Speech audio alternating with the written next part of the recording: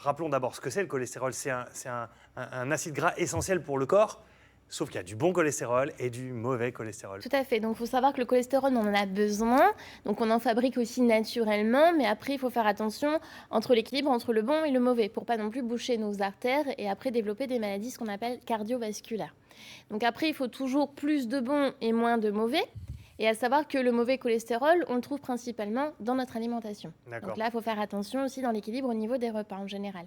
Donc quand on a du mauvais cholestérol, ça peut être alimentaire, ça peut être aussi d'une part aussi génétique. La cible de départ, c'est ce que l'on voit à l'écran ici, c'est toute forme de fast-food, de graisse, de pizza, de chips, bref, tout ce qui est bon, quoi. Alors oui, tout ce qui est bon, mais tout ce qui est industriel et graisse qu'on appellera saturée, c'est-à-dire mauvais pour le corps, qu'on trouve principalement dans tout ce qui est animal, donc la charcuterie, les viandes grasses, le fromage, les sauces, etc.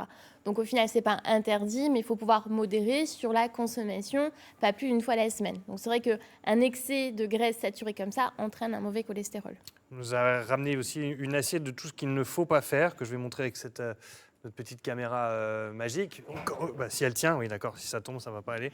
Ce qui on retient encore une fois dans l'histoire, c'est que tout ça, ça donne envie. Alors, la charcuterie, le beurre, le pain d'épices, les œufs, ça c'est... Alors, on rappelle que c'est pas qu'il faut pas faire, c'est on va pouvoir manger de tout, mais pas en même temps non plus. La présentation là sur une assiette comme ça, on modère la charcuterie une fois par semaine. Les viandes grasses, c'est pareil, c'est une fois par semaine. L'œuf, c'est pas mauvais, c'est juste le jaune qui est plus riche en cholestérol. Donc, pour une personne qui serait sujet à développer du cholestérol, ça serait pas plus de 2 fois à la semaine. Le pain, ici, c'est du pain complet. Désolée, ce n'est pas du pain d'épices. Pardon, ça ressemble. Il est peut-être un petit peu mal représenté. Donc ça, c'était vraiment dans les bonnes recommandations. C'est pas grave, on a associé les deux avec le pain. Et après, l'histoire du beurre. Donc forcément, le beurre, c'est des graisses saturées. On ne dira pas que c'est interdit, mais il vaudrait mieux, par exemple, consommer des margarines d'origine végétale quand on a du cholestérol. Qu'on trouve évidemment dans toutes les grandes surfaces. Vous nous avez ramené un exemplaire là. On en trouve partout.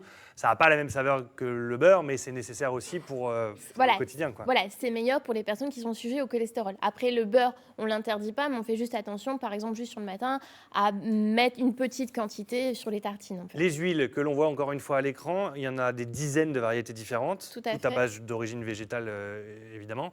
Il y en a des bonnes et des mauvaises, là aussi. Alors, au niveau des huiles, on va éviter surtout, par exemple, l'huile de palme qu'on consomme et qu'on a plutôt tendance à utiliser dans l'industrie agroalimentaire. Donc là, on a des graisses plutôt saturées.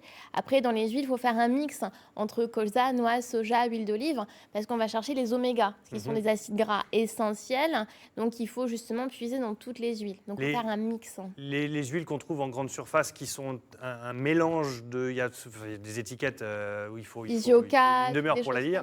Les mélanges sont plutôt bons comme ça, les mélanges de plusieurs huiles différentes avec... Oui, quand on prend par exemple des mélanges type Isiocat, on a un mélange de plusieurs huiles, donc ça, il n'y a pas de problème. Sinon, il faut acheter plusieurs huiles différentes et par exemple dans les assaisonnements, mettre une cuillère d'huile d'olive, une cuillère de colza, etc. On pense à faire des mix. De manière générale, on essaie de cuire les aliments avec un minimum de graisse, qu'elle soit d'origine huileuse comme ça ou d'origine beurre comme ça. Il faut savoir, quand on a du cholestérol, on n'enlève pas non plus toutes les graisses. On essaie de privilégier les cuissons vraiment neutres, type vapeur, courbouillon, la poêle anti-adhésif, le wok, etc. Et après, on peut rajouter après la cuisson.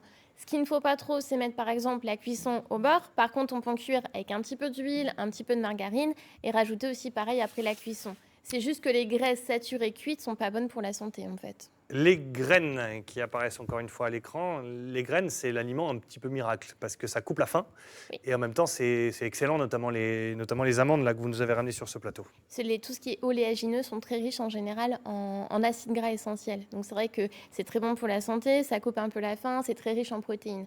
Donc après, c'est pareil sur la consommation, il ne faut pas en consommer des grandes quantités, c'est pas plus d'une petite poignée par jour, aux environs 5 par exemple. Bon, une poignée, ça représente ce que je montre sur la caméra que vous nous avez ramené, c'est-à-dire que c'est pas beaucoup, mais ça suffit quoi, normalement. Ça suffit tous les jours, ça suffira justement à réduire plus ou moins le cholestérol, en plus d'une bonne hygiène de vie alimentaire. Si on en mange plus, c'est pas bien?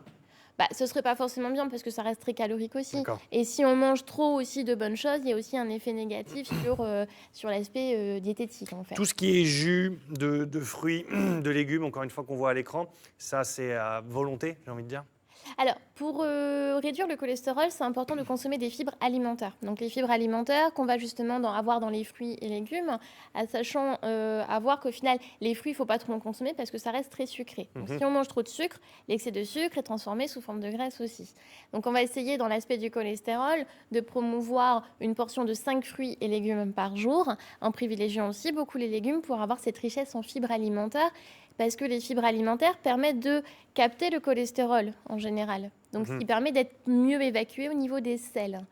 Donc, il faut manger 5 fruits et légumes en privilégiant plutôt les légumes, type aussi, par exemple, comme l'avocat, qui a ce qu'on appelle un légume un petit peu plus gras. C'est gras, mais ce sont de bonnes graisses, parce que justement, il y a des bons acides gras essentiels à l'intérieur. Sauf si on rajoute 10 kg de mayonnaise ou voilà. de l'huile. Donc, préférez un petit jus de citron, un petit peu de sel à l'intérieur, et c'est tout. On termine rapidement avec le poisson et la viande. Le poisson, le saumon, un consommé. Alors, le saumon est gras, mais le saumon, c'est de bonne graisse. Donc ça, c'est important une fois par semaine. Donc, privilégier du poisson gras une fois par semaine, comme le saumon, le thon et le maquereau. Et après, sur les bases de viande pour le cholestérol, on va éviter les viandes grasses et les viandes rouges, type par exemple le porc en globalité, en fait. Très bien. Eh ben, merci pour tous ces conseils rapides que vous pouvez retrouver sur notre site internet aussi, avec la liste des choses à faire et la liste des choses à éviter, à bannir. Merci beaucoup, Marie. Quelques questions sûrement sont arrivées. Anne-Sophie, c'est un sujet qui nous... Voilà, on est tous concernés par ce foutu cholestérol et du coup, il faut retenir, prendre la leçon. Et du coup, j'imagine qu'il y a des questions qui sont arrivées. Ah bah oui, on a des questions très très ciblées d'ailleurs, parce que Marianne a eu un conseil d'une amie, je vais y arriver ce matin, qui lui a dit de prendre 2 cuillères à soupe, jolie, de germes de blé par jour pour faire baisser le cholestérol. Marie, est-ce que c'est vrai? Est-ce que c'est un bon conseil? Oui, parce que tout ce qui est graines oléagineux en général a tendance, c'est très riche en oméga.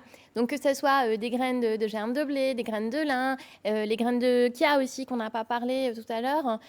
Tout ça, c'est des graines en général qui sont très riches en oméga. Donc, ça permet justement de réduire le cholestérol. Le son de blé aussi, c'est ça? Le son de blé, ouais, tout ce qui est riche aussi en oléagineux, en graisse, pardon, et en fibres alimentaires, ça permet justement de réduire le cholestérol. Donc, c'est vrai. Voilà. Très bien. Mais Bon il vaut mieux conseil, le prendre le matin à jeun quand même. Votre question, Anne-Sophie, Bon vous en avez conseil, reçu ou pas? Il y avait un autre conseil qui est signé Damien, qui parle de gélules de lécithine de soja. Et puis, on a un témoignage d'Alice qui dit « Les produits naturels anti-cholestérol sont pour moi dans mon assiette et dans celle de tous mes proches. On mange des filets de poisson au jus de citron, beaucoup de fruits et de légumes qui, eux, ne sont pas porteurs de cholestérol. On a banni les viennoiseries et la charcuterie. » Aïe, aïe, aïe, aïe. C'est ça le truc. Ça commençait bien, mais la fin est là. Oui, elle a raison. Voilà, elle a raison, Thibaut, Alice. on pourra plus se faire le petit croissant au petit-déj. C'est terminé. Une fois par semaine, c'est tout. Une fois par semaine. Une fois par semaine. Voilà. Après, ce qu'il y a, c'est qu'il ne faut pas non plus s'interdire. Donc, une fois par semaine, il n'y a pas de problème pour le petit croissant. Bon, demain,